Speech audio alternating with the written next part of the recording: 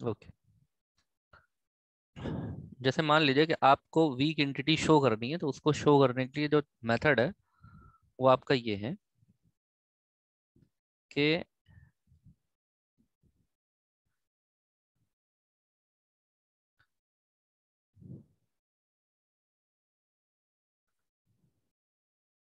ये है,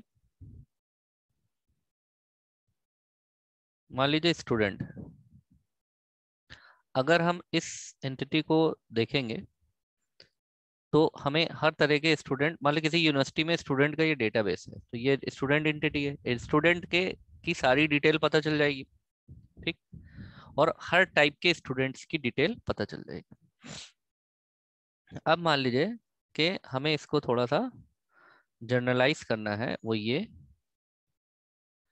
हम चाहते हैं लिस्ट ऐसे बने कि आर्ट्स के स्टूडेंट की अलग और साइंस के स्टूडेंट की अलग, या आईटी के स्टूडेंट की अलग और मैनेजमेंट के स्टूडेंट्स की अलग बने। तो हम यहाँ पे लिखते हैं आईटी स्टूडेंट्स, यानी कि जब इस एंटिटी को, आईटी स्टूडेंट्स वाली एंटिटी को हम अगर एक्सेस करेंगे तो हमें सिर्फ आईटीएंस की ही लिस्ट मिलेगी। और अगर हम यहाँ पर मान लीजिए हम लिख देते हैं मैनेजमेंट स्टूडेंट्स, इस एंटिटी को आप पूरा लिखेगा मैनेजमेंट स्टूडेंट, इधर पूरा आईटी स्टूडेंट। ठीक है, ये हमने शॉर्ट में ऐसे ही लिख दिया है। अगर इसको हम फॉलो करते हैं, अगर इसको एक्सेस करेंगे तो हमें क्या मिलेगा, ओनली मैनेजमेंट स्टूडेंट। लेकिन अगर इस स्टूडेंट को हम एक्सेस करेंगे तो हमें आईटी और मैनेजमेंट दोनों का मिलेगा। और ये आईटी स्टूडेंट और मैनेजमेंट स्टूडेंट इसी स्टूडेंट के टाइप्स हैं। ठीक है, तो हम इसको शो कैसे करेंगे, इसको शो करने के लिए हम क्या करेंगे, हम एक रेक्टेंगल यूज करते हैं इसके लिए हम रेक्टेंगल यूज करते हैं, वो भी इस तरह का, ये ऐसा। ठीक है, और फिर उसके बाद हम लाइन यूज करेंगे, ये ऐसे लाइन यूज करेंगे। और इसके अंदर जो नोटेशन हमें लिखनी है वो लिखनी है इज अ, यानी कि student is a IT students या student is a management students. ठीक है ना, इस तरह से लिखेंगे। या यहाँ पर ऐसे, अब हमारी वीक एंटिटी कौन सी हुई, वीक एंटिटी हुई हमारी स्टूडेंट, तो हम इसको डबल रेक्टेंगल में शो कर देंगे। तो ये हमारी हो गई क्या, ये हमारी हो गई वीक एंटिटी। ठीक है, वीक एंटिटी। और अगर हम इस स्टूडेंट को यानी कि मैनेजमेंट स्टूडेंट और आईटी स्टूडेंट्स में आईटी स्टूडेंट को अगर सर्च करेंगे तो स्पेशली हमें आईटी स्टूडेंट्स की ही इंफॉर्मेशन मिलेगी। यहाँ पर सिर्फ इट डिस्प्ले या it show only, display only IT students. और अगर इसको हम सर्च करेंगे तो सिर्फ क्या मिलेगा, मैनेजमेंट स्टूडेंट्स। और इसको हम सर्च करेंगे तो बोथ मिलेगा, यानी कि आईटी भी और मैनेजमेंट भी दोनों मिलेगा। बात समझ में आ रही है? तो ये हो गया हमारा वीक एंटिटी को डिस्प्ले करने का मेथड। अच्छा, अब जैसा कि हमने आपको बताया था की एट्रीब्यूट्स, तो एट्रीब्यूट्स के दो टाइप्स ये हम आपको बता चुके हैं, एक बार फिर से समझ लीजिए क्योंकि उसमें कुछ चीजें और हैं एट्रीब्यूट्स में। जैसे एट्रीब्यूट, एट्रीब्यूट क्या है, प्रॉपर्टी ऑफ एंटिटी, एंटिटी की ये प्रॉपर्टीज है। तो एट्रीब्यूट्स में एक तो हो गया हमारा की एट्रीब्यूट। ठीक है, की एट्रीब्यूट मतलब विच कंटेन यूनिक वैल्यू। अच्छा, कुछ एट्रीब्यूट्स होते हैं जो कि होते हैं derived attribute, derived attribute, derived attribute. Derived attribute के लिए जो सिंबल यूज करा जाता है वो ये यूज करा जाता है, डॉटेड ओवल। और डबल डॉटेड ओवल होता है वो, डॉटेड तो होता है वो, डबल डॉटेड ओवल होता है। जैसे डेट ऑफ बर्थ, तो डीओबी में डेट ऑफ बर्थ में अगर हम ऐसा दिखाना चाह रहे हैं कि ये एट्रीब्यूट है, ठीक है, ये डेट ऑफ बर्थ एट्रीब्यूट है, इस एट्रीब्यूट के भी 3 सेट है अलग अलग, ये 3 एट्रीब्यूट से मिल करके बना है, किससे? डे से, मंथ से और ईयर से। तो इसको शो करने का जो मेथड है वो ये है, क्या कि हम इसको ऐसे शो करेंगे, देखिए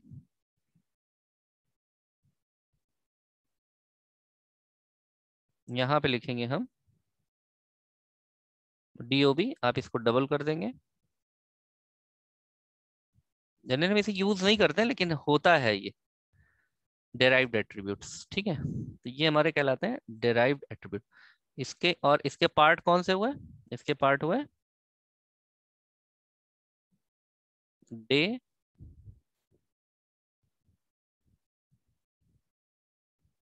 मंथ और ईयर। इनको हम नॉर्मल ओवल में ही शो करेंगे, इनको हम किस में करेंगे? नॉर्मल ओवल में ही शो करेंगे।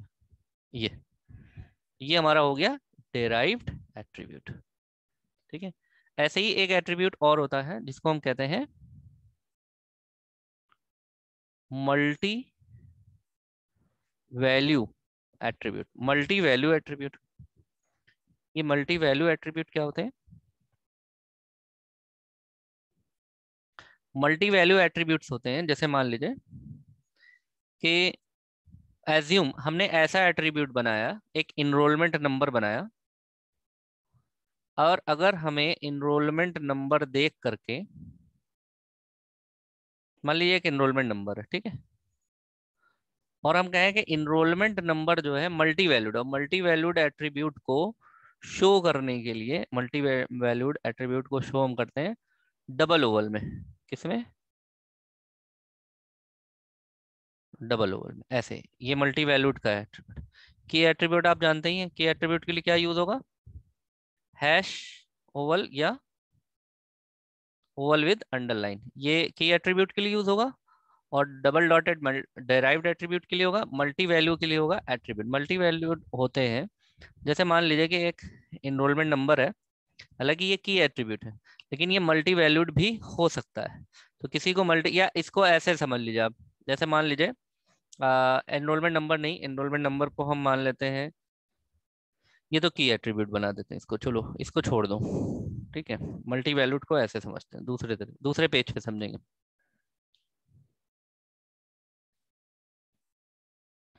हम लोग समझ रहे हैं मल्टी वैल्यूड एट्रीब्यूट। इसमें क्या होगा, जैसे मान लीजिए कोई प्रोडक्ट, अब अगर इस प्रोडक्ट का कोई प्रोडक्ट है, प्रोडक्ट नेम, और मान लीजिए हमने प्रोडक्ट का नेम ऐसे लिखा, लक्स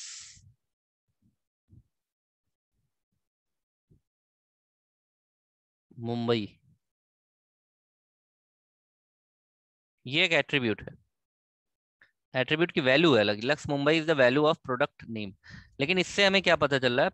इससे हमें पता चल रहा है प्रोडक्ट नेम, और इससे पता चल रहा है हमें प्रोडक्ट प्लेस।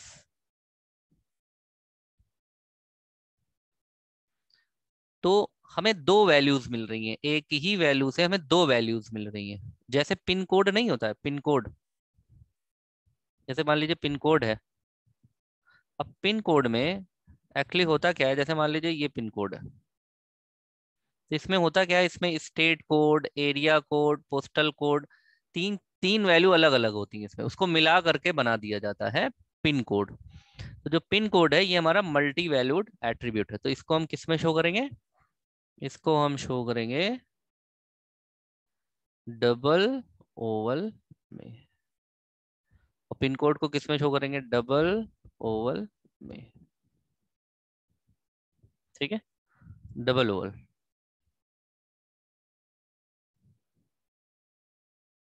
ये क्लियर हो गया मल्टी वैल्यूड, समझ में आ गया? Clear to all? Next topic है हमारा, ये हमारा ईआर डायग्राम एंड हो गया, ठीक है। अब हमारा नेक्स्ट टॉपिक है data dictionary. Next topic is data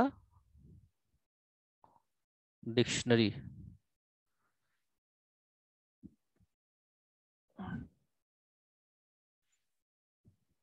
ये हम लोग किस में पढ़ रहे हैं? एक हमने आपको बताया था कि लॉजिकल मॉडलिंग टूल होता है, एक प्रोसेस लॉजिकल मॉडलिंग टूल होता है, एक डेटा मॉडलिंग। ये डेटा मॉडलिंग में पढ़ रहे हैं। डेटा मॉडलिंग में हमें दो पढ़ने थे, ईआर डायग्राम और डेटा डिक्शनरी। तो ईआर डायग्राम पढ़ लिए, अब डेटा डिक्शनरी पढ़ेंगे, ठीक है ना। तो पहली चीज तो यहाँ लिख ही लेते हैं कि इट इज, यानी कि data dictionary is DD. Data dictionary is data modelling tool, ठीक है। और जैसा कि नाम से समझ में आ रहा है कि डेटा डिक्शनरी, डिक्शनरी किसे कहते हैं? शब्दकोश, यानी शब्दों का भंडार। तो यहाँ पे किस चीज का भंडार होगा? डेटा का भंडार होगा। तो data dictionary is what? Data dictionary is data about data, यानी डेटा के बारे में डेटा।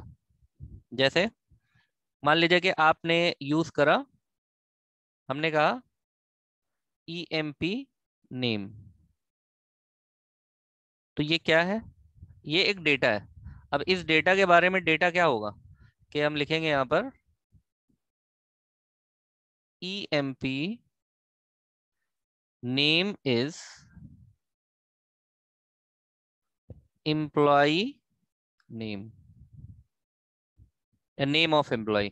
तो अब देखो ये भी डेटा है और ये भी डेटा है, और इस चीज को, इस पूरे को हम कहेंगे डेटा डिक्शनरी।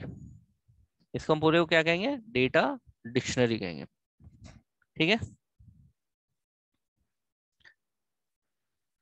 अब डेटा डिक्शनरी के इस आप ये कह सकते हैं, यहाँ पर हम लिख देते हैं, एक चीज लिख देते हैं कि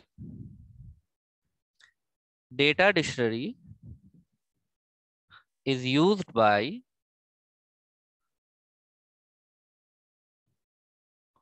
is used by system analyst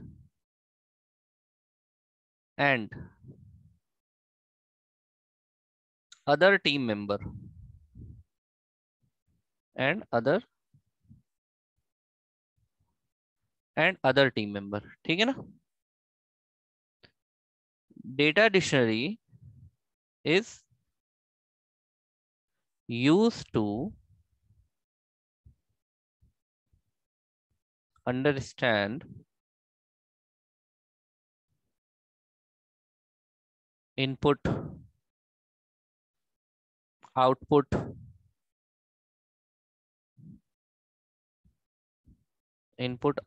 process,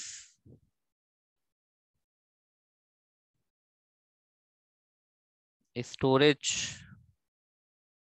ये सारी चीजें data dictionary is used by the system analyst and other team member, and it is used to understand what input output process storage location and so on। यानी कि data dictionary से होता क्या है कि जो टीम है, डेवलपमेंट टीम है, मान लेते हैं कि जो डेवलपमेंट टीम है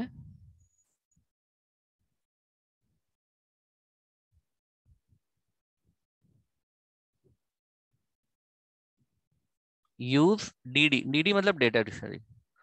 डेटा डिक्शनरी को ये यूज करेगा, क्यों यूज करेगा? फॉर कोडिंग, फॉर अंडरस्टैंडिंग, समझने के लिए यूज करेगा।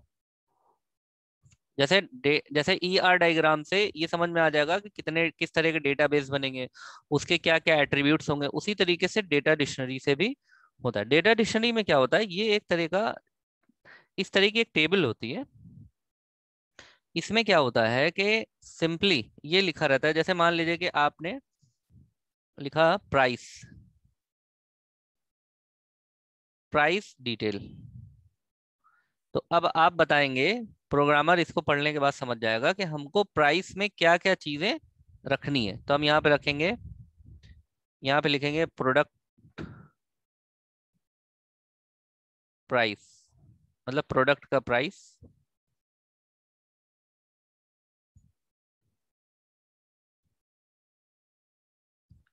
मैन्युफैक्चरिंग डेट,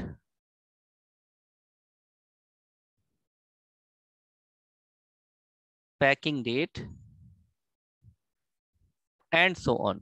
ये प्राइस डिटेल में आ जाएगा। ठीक है, प्रोडक्ट का प्राइस, मैन्युफैक्चरिंग डेट, ये सब प्राइस में आ जाएगा। जैसे मान लीजिए कि हम यहाँ पर और भी लिखते हैं कि डिस्पैच,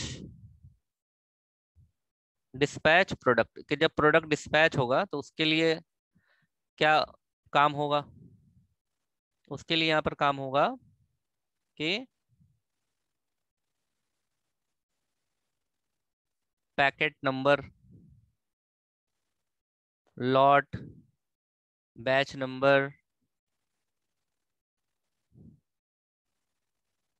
और किस चीज से जा रहा है, ट्रांसपोर्ट टाइप, इस तरह की जो इन्फॉर्मेशन होगी वो डिस्पैच प्रोडक्ट में आ जाएगा। ठीक है, और जो भी इसमें इंटरमीडिएट फाइल्स हैं, जो भी फाइल्स क्रिएट होंगी, फाइल्स लोकेशन, तो हम फाइल्स लोकेशन जैसे मान लीजिए यहाँ पर दे दें कि क्लाउड में यू स्टोर हो जाए जा करके, या लोकल ड्राइव पे स्टोर हो जाए, उनका पाथ या अदर पाथ। तो यहाँ पर क्या हो रहा है कि ये एक तरीके से यहाँ पर ये ये यहाँ पर कुछ डेटास हैं, और इन डेटा का, इन इन इन डेटा का डिटेल ये है, यानी कि ये भी डेटा है, ये भी डेटा है। तो ये हमारे पास एक हो गई क्या, डेटा डिक्शनरी। अब इस डेटा डिक्शनरी को किसको दे दिया जाएगा, डेवलपमेंट टीम को दे जाएगा। डेवलपमेंट टीम ले लेगी, डेवलपमेंट टीम इसके लिए क्या बनाएगी, कोड्स बनाएगी, समझेगी और कोड्स बनाएगी। ठीक है, और कोड को एग्जीक्यूट करेगा, रन करेगा, जो भी अगर एरर्स वगैरह है तो एरर वगैरह वो उसको देखेगा, चेक करेगा। समझ में आ गई बात।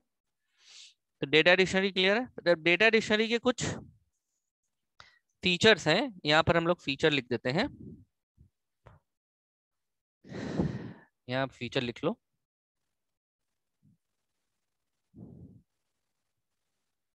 Feature of data dictionary.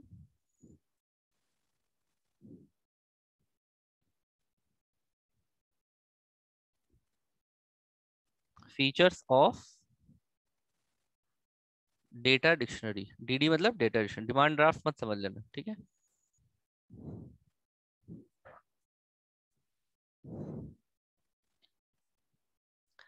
Data dictionary provide data about data, data के बारे में डेटा प्रोवाइड करता है। और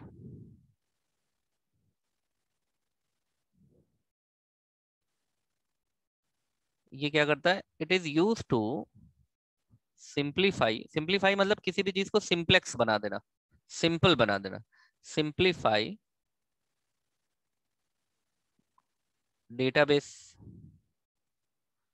डेटाबेस को सिंप्लीफाई बना देना।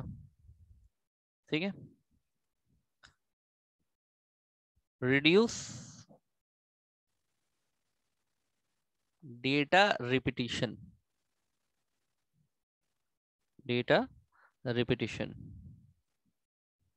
इससे डेटा भी रिपीट नहीं होगा। एक बार डेटा रिपीट हो जाएगा तो डेटा डिक्शनरी पता चल गया कि हाँ एक डेटा का डेटा डिक्शनरी बना है, तो वो दोबारा नहीं बनेगा। ठीक है, और It describe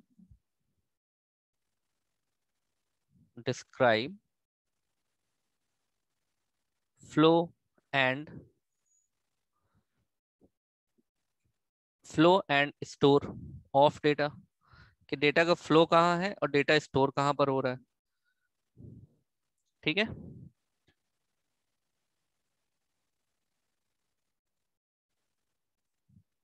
और इसमें आप लिख सकते हैं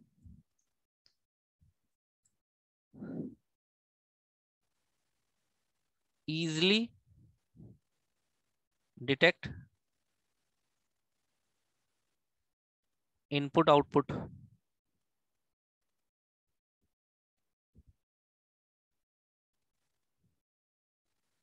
डेवलपर्स जो है, developers gets ideas for coding. Developer को आइडियाज मिल जाते हैं कोडिंग के। कि कोडिंग, जब हमें ये पता चल जाए क्या करना है, कैसे करना है, किस चीज के लिए करना है, तो उसके लिए कोड लिखना आसान हो जाएगा। जैसे मान लीजिए सिर्फ आपको शेयर मार्केट का सॉफ्टवेयर बनाना, हम कहते हैं आपसे शेयर मार्केट का सॉफ्टवेयर बनाइए और कोई डेटा प्रोवाइड ना कराए, तो आपके जितना समझ में आएगा उतना ही बना के ले जाएंगे, तो कस्टमर कहेगा कि नहीं भाई ये हमारे समझ में नहीं आया, ऐसे काम होता ही नहीं है। तो आप कहेंगे हमें जो समझ में आया, तो कस्टमर कहेगा आपके समझने से नहीं होता है, आप हमसे पूछिए। उसी के लिए तो प्रिलिमिनरी इन्वेस्टिगेशन होती है, सिस्टम रिक्वायरमेंट स्पेसिफिकेशन होता है, पूरा एसडीएलसी होता है। तो इससे क्या होता है कि जो डेवलपिंग टीम है उसको जब डेटा डिक्शनरी मिल जाती है तो उसको प्रॉपर वे में काम करने में आसानी होती है। उसको समझ में आ जाता है कि हमें इनपुट कहाँ से मिल रहा है, आउटपुट कैसे मिल रहा है, स्टोर कहाँ पर हो रहा है, तो उसके लिए प्रोग्राम्स लिखना आसान हो जाता है। ठीक है।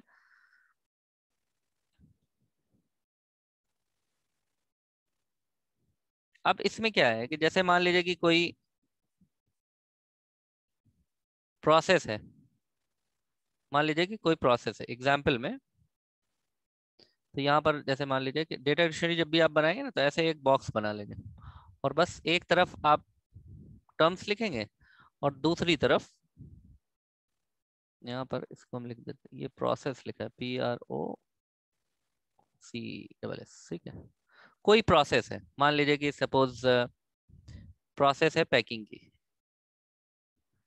तो हमने कहा पैकिंग। अब यहाँ पर उसकी आपको डिटेल लिखना है। क्या करना है, प्रोडक्ट्स, फिर प्लस रैप्स, प्रोडक्ट रैप में ही पैक होंगे।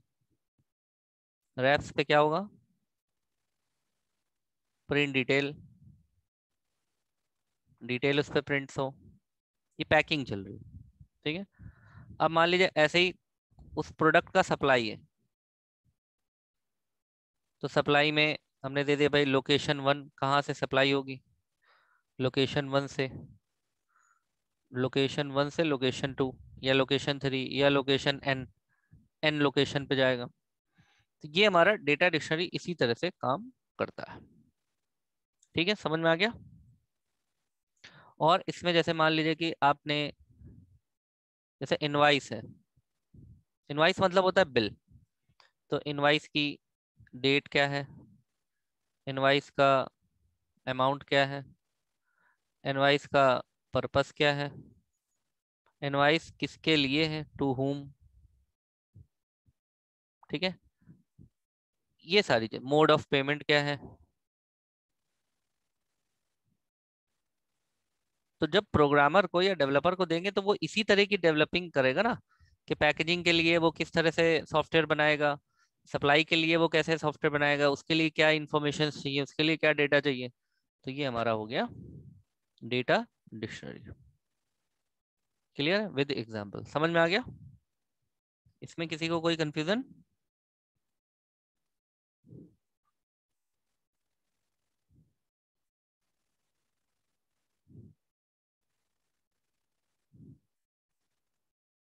ओके। अब देखो नेक्स्ट टॉपिक है हमारा, नेक्स्ट आपका है unit 3, developing a proposal and system design.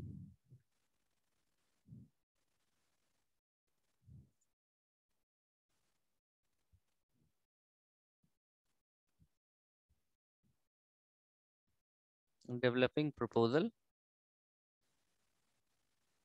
And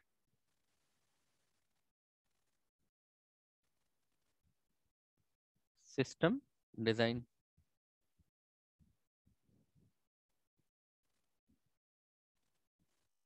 देखो यहाँ पर प्रपोजल का मतलब है प्रस्ताव। प्रस्ताव का मतलब है, देखो होता क्या है कि मान लीजिए कि इधर क्लाइंट है, client one, client two, client three, client four, client five, ऐसे ऐसे ऐसे करके client N, N number of clients. इन एन क्लाइंट्स में से कंपनी डिसाइड करेगा कि हम किसे चूज करें, कौन कौन से प्लान चूज, मतलब कौन कौन से क्लाइंट को एक्सेप्ट कर लें। तो जैसे मान लीजिए चूज कर लिया क्लाइंट नंबर वन और क्लाइंट नंबर फोर, कि हम वन और फोर से बात तय हो गई। ठीक है, ये जो चूज करेगा, ये चूज कौन करेगा, ये चूज करेगी कंपनी, यानी कि जो डेवलपर्स होंगे। कंपनी ने चूज कर लिया। अब कंपनी क्या करेगी, प्रोजेक्ट वन और टू को दे देगी डेवलपमेंट टीम को।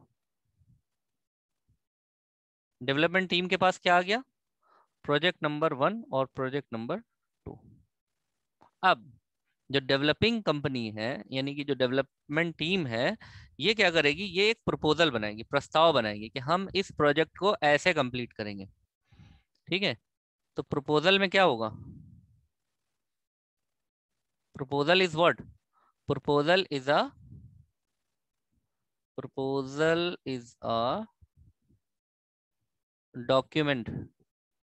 ये एक डॉक्यूमेंट होगा, और कैसा डॉक्यूमेंट होगा, हमेशा डॉक्यूमेंट रिटन होता है, रिटन डॉक्यूमेंट होगा। ठीक है, और इसमें क्या होगा, इसमें ये होगा कि इस प्रोजेक्ट को हम कैसे बनाएंगे, हम क्या टूल्स यूज करेंगे। ठीक है, हमारी कॉस्ट कितनी लगेगी, हमारा टाइम कितना लगेगा, टीम कैसी होगी, अदर स्टाफ क्या लगेंगे। ठीक है, अदर स्टाफ क्या लगेंगे, ये सारी चीजें प्रपोजल में होंगी। ठीक है, और प्रपोजल को हम लोग कब स्टार्ट करेंगे, कब एंड करेंगे, यानी कि हम कह सकते हैं टोटल टाइम, टोटल टाइम कितना लगेगा। इस तरह की बातें प्रपोजल में होती हैं। जैसे मान लीजिए कि आप एक कंपनी में काम कर रहे हैं, तो बहुत सारे प्रोजेक्ट आते रहेंगे, तो कंपनी बुला करके देगी किसी टीम को कि ये लो ये प्रोजेक्ट है, बनाओगे, तो कहेंगे पहले प्रपोजल बना के लाओ। तो वो टीम जाएगी, प्रपोजल बनाएगी कि इस काम को हम ऐसे करेंगे, इस टेक्नोलॉजी से करेंगे, इन मैन पावर की हेल्प से करेंगे। तो उसी को हम कहते हैं डेवलपिंग प्रपोजल। अब इस डेवलपिंग प्रपोजल में बहुत सारी चीजें होती हैं कि प्रोजेक्ट को हम करें या ना करें, उसके लिए क्या होता है, उसके लिए एक सबसे बड़ा स्टेप होता है, मतलब एक सबसे बड़ी फेज होती है या टेक्निक कह लो, कि प्रोजेक्ट को करना है या प्रोजेक्ट को नहीं करना है। इसके लिए होती है फिजिबिलिटी स्टडी। जैसे मान लो, फिजिबल माने क्या होता है, फिजिबल माने होता है कि किसी भी काम को करने में, किसी भी काम को कर पाएंगे या नहीं कर पाएंगे। ठीक है, उसी को हम फिजिबिलिटी कहते हैं। मतलब किसी भी काम को करने, कोई भी काम हमारे लिए फ्रूटफुल है या फ्रूटफुल नहीं है, फ्रूटफुलनेस चेक करते हैं। फ्रूटफुल मतलब होता है फायदेमंद, कि वो काम हमारे लिए फायदेमंद है या नुकसानदायक है। जैसे मान लीजिए कि आप काइटिंग करने जा रहे हैं, आप पतंग उड़ाने जा रहे हैं, और छत पे बारिश हो रही है, तो फिर आप पतंग नहीं उड़ा पाएंगे। दैट मीन्स वेदर, मौसम, weather is not feasible to fly kite. ठीक है, ऐसे ही आप ड्राइविंग करने जा रहे हैं और बहुत ज्यादा स्नोफॉल आ गया है या फ्लड आ गया है या बहुत तूफान आ रहा है, that means the climate is not suitable to do the driving. तो अगर आप ड्राइविंग करने जा रहे हैं, तो हमें ये देखना पड़ेगा, जैसे मान लिया आप करने जा रहे हैं, ड्राइव करने जा रहे हैं, और ड्राइव कैसे करने जा रहे हैं, आप जा रहे हैं लॉन्ग ड्राइव। तो लॉन्ग ड्राइव के लिए, लॉन्ग ड्राइव मतलब एक बहुत बड़ी ड्राइव होगी, है हो सकता है ये 200 किलोमीटर की हो, 500 किलोमीटर की हो, 1000 किलोमीटर की हो, 2000 किलोमीटर की हो। तो इसके लिए आप हर चीज देखेंगे, वेदर देखेंगे, ठीक है, आप जिधर से जा रहे हैं वो पाथ देखेंगे, आप कॉस्ट देखेंगे, आप व्हीकल की कंडीशन देखेंगे, व्हीकल कंडीशन कि परफॉर्म हम, मतलब व्हीकल हमारा साथ देगा कि नहीं देगा, ठीक है।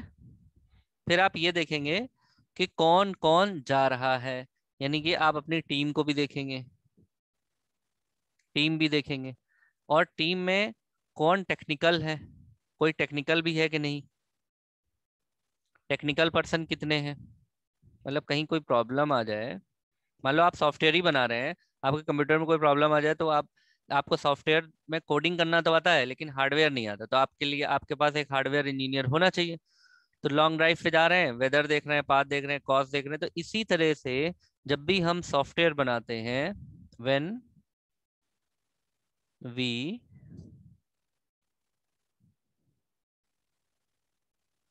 When we develop software, we must perform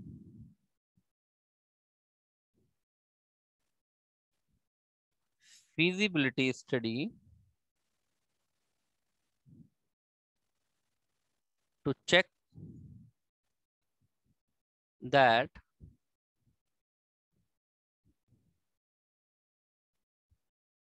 can we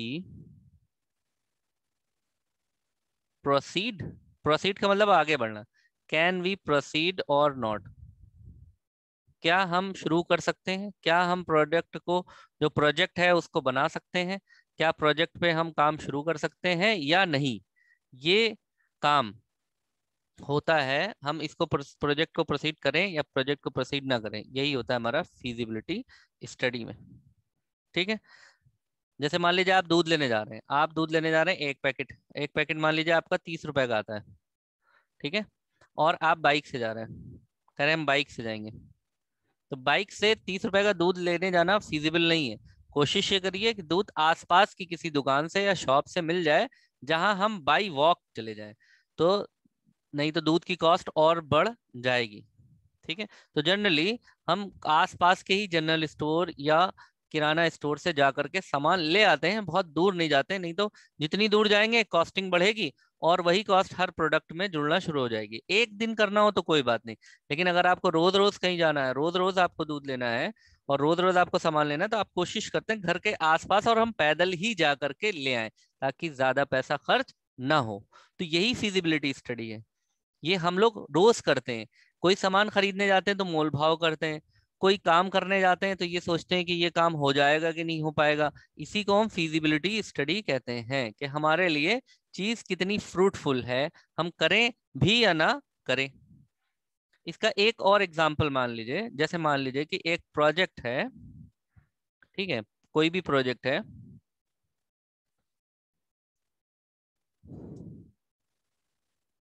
एक सेकेंड,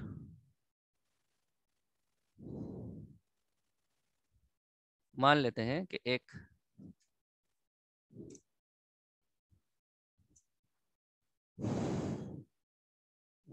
नए पेज पे ले लेते हैं, मान लेते हैं कि एक प्रोजेक्ट है, तो उस प्रोजेक्ट है ए। अब प्रोजेक्ट ए के लिए मान लेते हैं क्लाइंट पे कर रहा है 2 lakhs, ठीक है। अब जो डेवलपिंग कंपनी है, जो डेवलपर है, इस प्रोजेक्ट को बनाने में जो कॉस्ट लगा रहे हैं वो 2.2 lakhs है। बताइए प्रोजेक्ट करेंगे या नहीं करेंगे, प्रोजेक्ट करेंगे या प्रोजेक्ट नहीं करेंगे।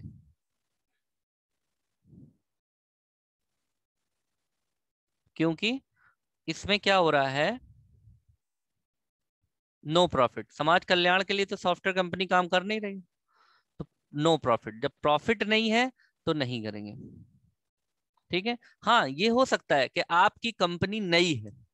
अब मान लीजिए, दूसरी चीज देखिए, ये भी फिजिबिलिटी स्टडी होती है। दूसरी चीज देखिए, मान लीजिए कि योर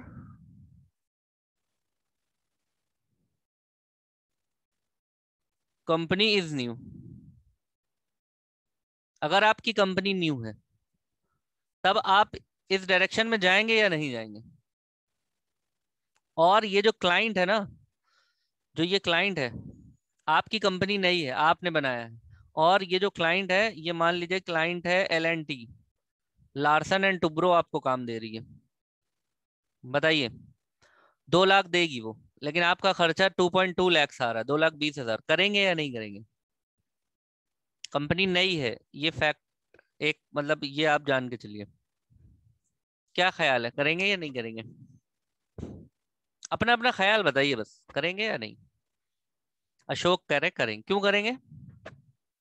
शिवम ने कहा नहीं करेंगे, तो क्यों नहीं करेंगे? नहीं करने का तो एक रीजन साफ समझ में आ रहा है कि 20,000 रुपये अपनी जेब से चला जाएगा। प्रतीक कह रहे हैं स्टार्टअप के लिए करेंगे, नया बिजनेस है। हाँ, अ- अ- अक्सर हमारी कोशिश ये होती है ना, शुरू शुरू में कहते नहीं है कि जब बिजनेस नया होता है, जैसे आप रेस्टोरेंट खोलते हैं तो कई बार तो आपको फ्री में खिलाना पड़ता है, बहुत सारी चीजें कॉम्प्लीमेंट्री देनी पड़ती हैं। आपकी नई नई शॉप है, मान लीजिए आपकी नई शॉप है, तो कोई आया कस्टमर, तो आप उसको कोल्ड ड्रिंक पिला रहे हैं, आप उसको पानी पूछ रहे हैं, आप बिस्लरी की बोतल दे रहे हैं। भले ही आपने जो उससे बिजनेस करा है वो बहुत ही ना के बराबर प्रॉफिट का है, लेकिन वो कस्टमर आपका बन जाएगा, तो बार बार आएगा, फिर आगे कवर कर लेंगे इस लॉस को। तो विकास भी कह रहे हैं कर लेंगे, क्योंकि स्टार्टिंग लेवल है, इसलिए कर लेना जरूरी है, कंपनी नई है। तो यही सब होता है फिजिबिलिटी स्टडी में, कि हमें प्रोजेक्ट प्रोजेक्ट करना चाहिए या नहीं करना चाहिए। इसीलिए क्या होती है, इसीलिए होती है फिजिबिलिटी स्टडी। समझ में आ गया?